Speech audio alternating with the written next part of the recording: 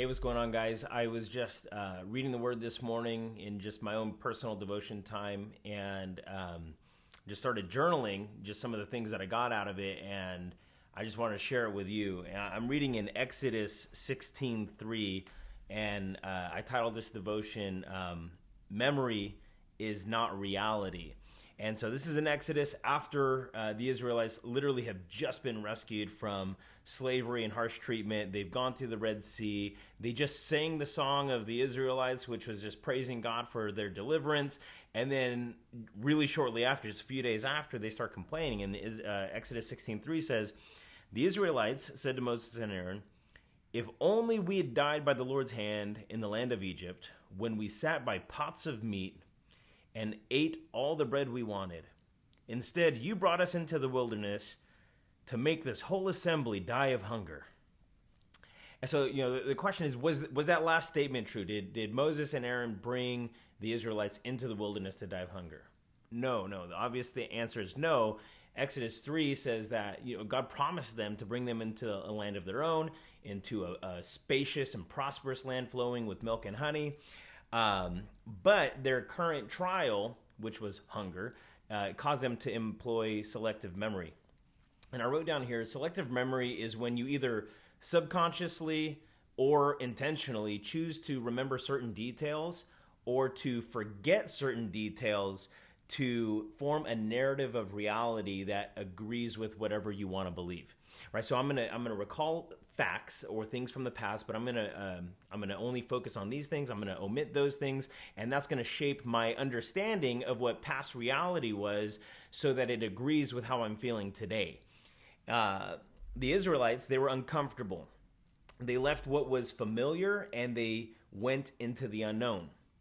So venturing into an unknown territory, for them at least, it was difficult, it was demanding. It didn't lead to immediate prosperity. They were hungry, homeless, and tired. And what happens is we end up weighing comfort in relative scales, right? So for example, they were treated uncomfortably in Egypt. They had harsh treatment, forced labor, but at least they had pots of meat and at least they had loaves of bread, right? So you take away that, even momentarily, with the promise of future blessing, then you start to have selective memory. You find yourself putting up with unacceptable treatment and circumstances. So they were willing to compromise their own well-being and go back to forced labor to satisfy some immediate cravings that they had.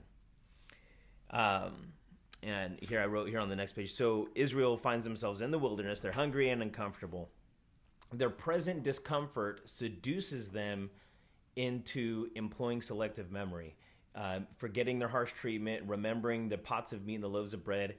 And I wrote here, how often the human flesh, at least even for myself, it tempts us to sell our souls for a loaf of bread.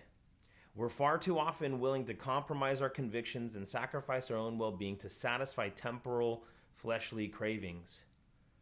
They wanted their cravings satisfied, so they used the tool of their memory to rewrite history, which shaped a narrative to justify their sinful behavior.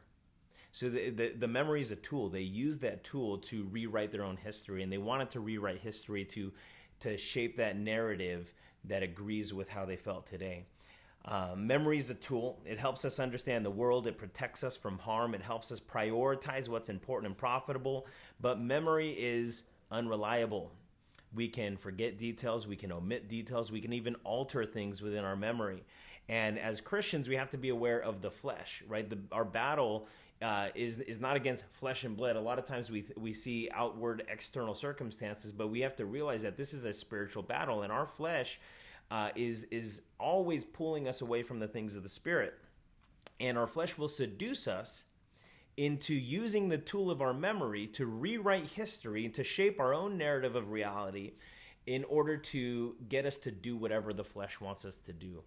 And so that just spoke to me this morning. Hopefully it speaks to you, that our memory and the way we recall certain things, whether you're in an argument with a person or you're in a disagreement, you have aught with somebody, or you're feeling a certain way about a particular situation or a particular people or group of people, a lot of times your flesh is going to want to take you to that negative place, to that place to where God doesn't want you to go. And since your flesh is pulling you there, you're going to remember certain details. You're going to alter certain details. You're going to rewrite history to shape the narrative of reality that fits with the way you want to feel.